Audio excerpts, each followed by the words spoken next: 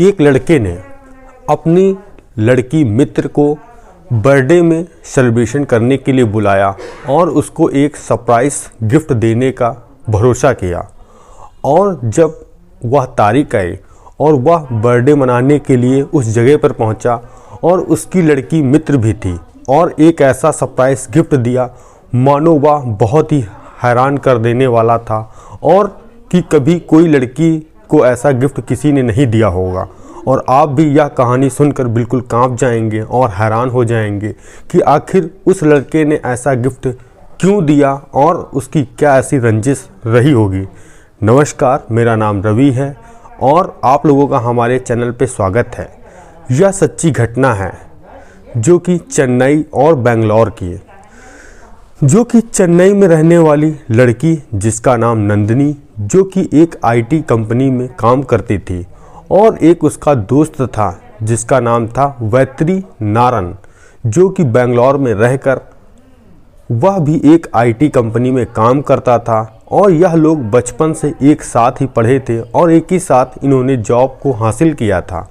और कहते हैं दोस्ती में कभी कदार मनमुटाव होता है। मनमुटाव हो जाने के पश्चात कुछ दिन के लिए बोलचाल बंद हो जाता है, या हमारे आपके बीच कहें या आपके दोस्तों के बीच कहें, सभी लोगों के बीच ऐसा ही होता है। तो इस जो दोस्ती में भी कुछ ऐसा था। तभी एक तारीख आती है 23 दिसंबर 2023, जो कि वैत्री नारन अपनी दोस्त नंदिनी को फ़ोन करता है।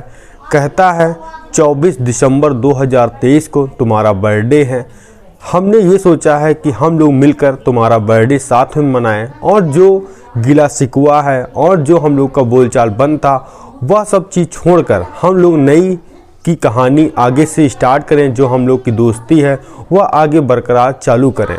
तो वह भी हामी भर लेती है और वह युवक कहता है कि मैं तुम्हारे लिए एक सरप्राइज़ गिफ्ट देना चाहता हूँ, जिसको लेने के बाद तुम भी हैरान परेशान हो जाओगी। वह लड़की मान जाती है क्योंकि वह उसका स्कूल का दोस्त बहुत ही क्लोज फ्रेंड था।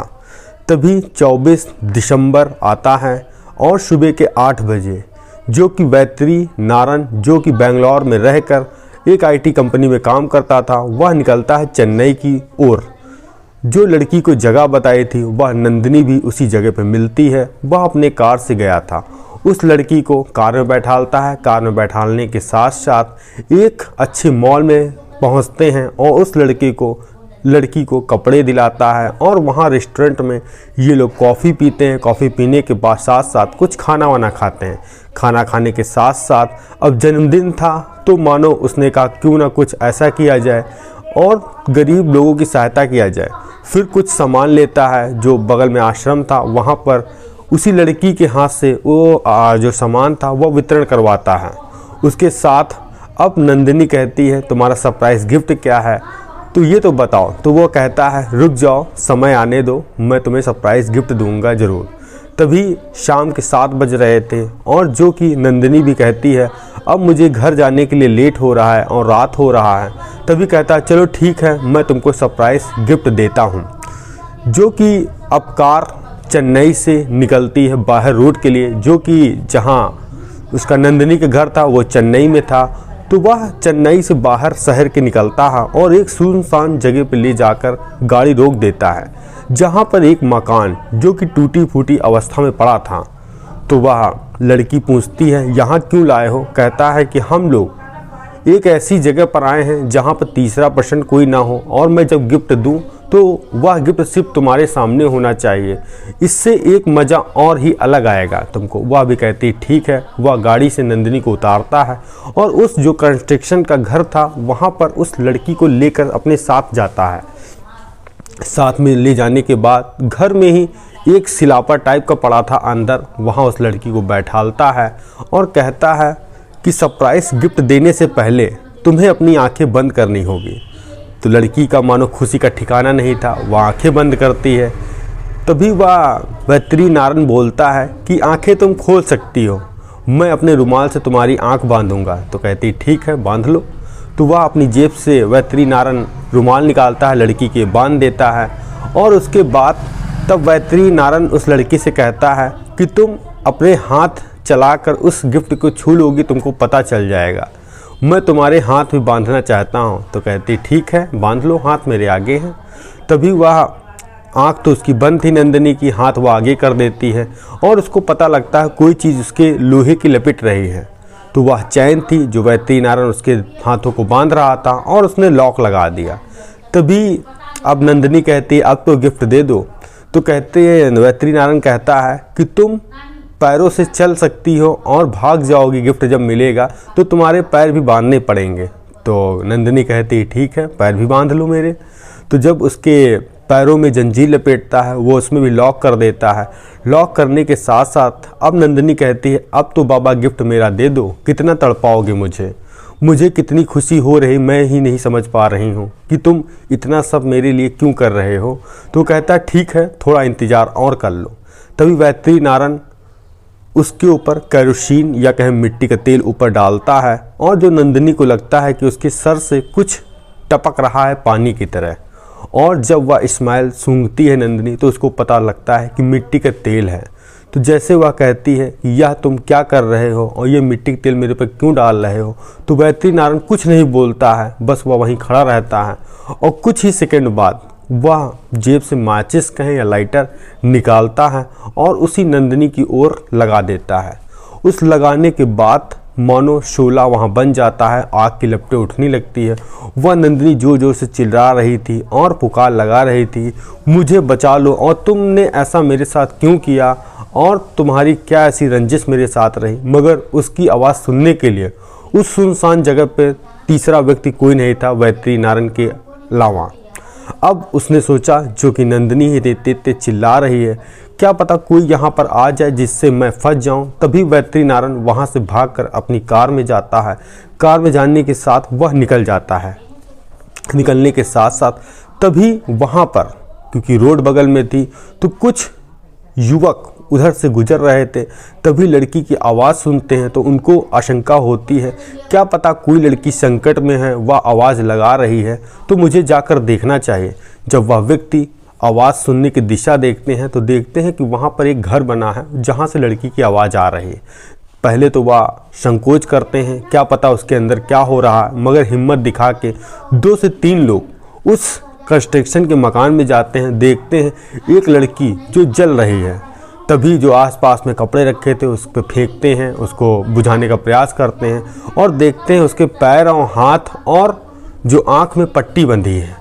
पट्टी बंधने के बाद वो बेहोश अवस्था में ही गिर जाती है। तभी वहाँ का एक युवक उस स्थानीय पुलिस को कॉल करता है और तुरंत मौका वारदात पर वहाँ की पुलिस पहुँचती है और उस लड़की को उठाकर अस्पताल ले जाया जाता है। ले जाने के पश्चात अब हल्का उसके होश टाइप का आया, मगर बोलने की अवस्था में नंदिनी नहीं थी। तभी उसको वार्ड जो आग का स्पेशल वार्ड रहता है उसमें उसको एडमिट किया जाता है। तभी वह लड़की एक युवक का नाम और नंबर लिखती है, कहती है इनसे कॉल कर लीजिए या सब कुछ बता देंगे। वो नाम था वैतरी नारायण का और नंबर भी उसी का लिखा था।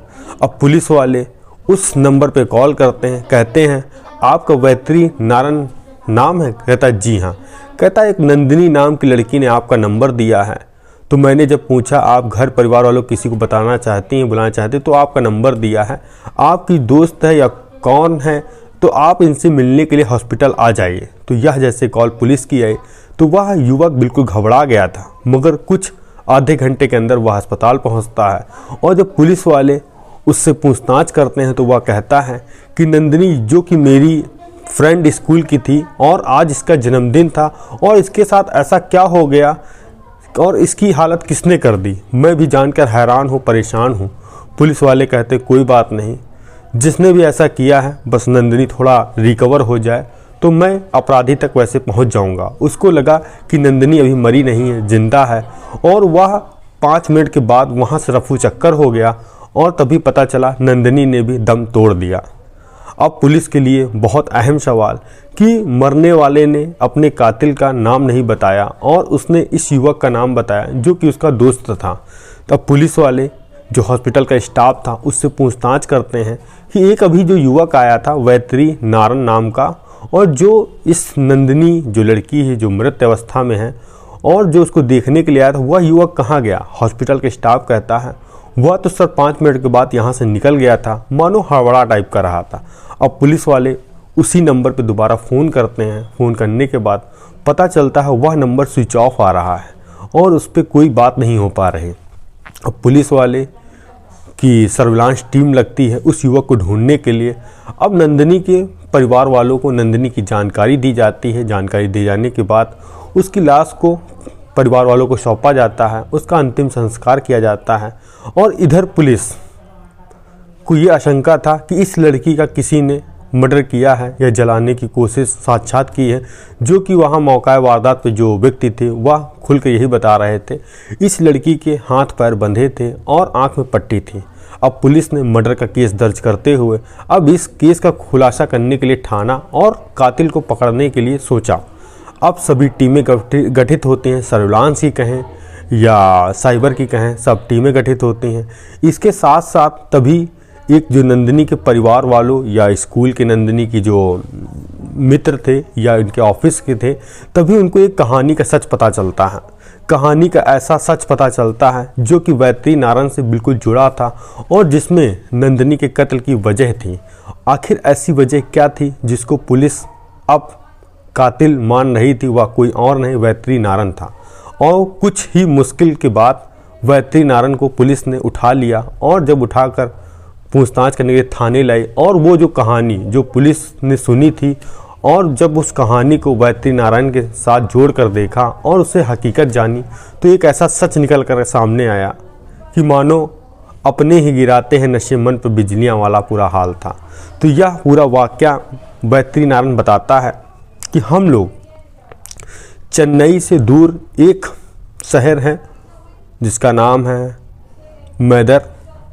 वहाँ पर हम और नंदिनी, जो कि मैं एक महिला थी या कहें किन्नर थी, और नंदिनी, हम लोग साथ ही में पढ़ते थे और अच्छे क्लासमेट थे और अच्छा हम लोग के अंदर व्यवहार था। और हम लोगों ने इंटर के साथ साथ कॉलेज की लाइफ भी साथ में चुनी।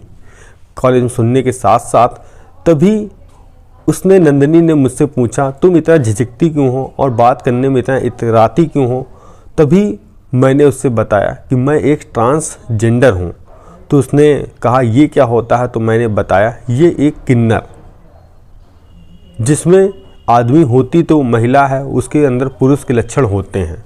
तभी उसको ये सब बात समान लगी। उसने कहा इससे मुझे कोई मतलब नहीं, तुम मेरी अच्छी दोस्त हो और दोस्त रहोगी।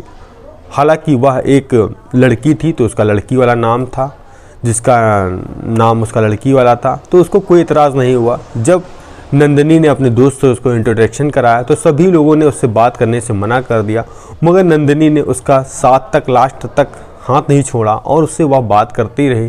तभी इन लोगों ने जब कॉलेज की पढ़ाई ख़त्म करने के बाद तब इनको एक आईटी सेक्टर में अच्छी दोनों को नौकरी मिल गई। नंदिनी को बेंगलोर में मिली और नंदिनी को चेन्नई में मिली और उसको लड़के को वहाँ पे मिल गई बेंगलोर में। उसके बाद उसने सोचा क्यों ना अपना जेंडर चेंज करा दिया जाए, जिससे मैं लड़का बन जाऊं। लड़का बन जाने के साथ साथ और जो आगे की ज़िंदगी है वो मर्द वाली जीऊं। तो वैत्री नारायण ने अपना ऑपरेशन कराया, ऑपरेशन उसका सक्सेसफुल हुआ। तब उसने एक लड़के का रूप अपना बना लिया और जिसका नाम रखा वो था वैत्री नारायण। तभी उसने सोचा क्यों ना अगर सबसे दोस्त अच्छे की बात करें, जो मेरी नंदिनी है, जो मुझे स्टार्टिंग से जानती है और वह कहीं ना कहीं अब नंदिनी से प्यार कर बैठा था, वो भी एक तरफा।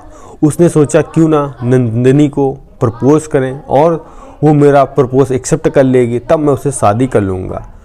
नंदिनी को वैत्री नारायण अपनी बात रखता है तो नंदिनी पहले तो इसका विरोध करती है, कहती है कि यह सब तो मेरे कभी मन में ही नहीं आया। हाँ, तुम पहले भी मेरे दोस्त थे और आज भी हो, ये सब हमसे नहीं हो पाएगा, हम लोग दोस्त तक ही सही हैं। अब उसको यह बात बहुत ख़राब लगी कि जिसने उसके साथ मानो 10 से 15 साल अच्छी दोस्ती थी और उसने कुछ समझकर अपना ट्रांसजेंडर करवाया कि वह एक शादी कर लेगा अपनी फ्रेंड या सहेली से, मगर वह उसका सपना अस्वीकार रहा। तभी उसको पता चलता है नंदिनी, जो कि अपने ऑफिस के जो मित्र थे उनसे घंटों घंटों बात करती है और उनके साथ हंस के और मुस्कुरा के बात करती है। ये सब बात उसको बहुत बुरी लगी। इसी बीच नंदिनी और उस युवक के बीच लड़ाई हुई। लड़ाई होने के बाद कुछ दिन तक बोलचाल बंद रहा।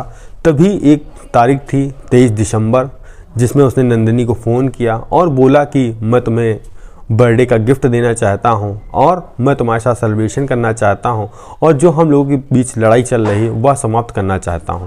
तभी 24 तारीख को आता है और जैसा मैंने बताया वो गिफ्ट के बदले उसको जला देता है, जिससे उस लड़की की मौत हो जाती है।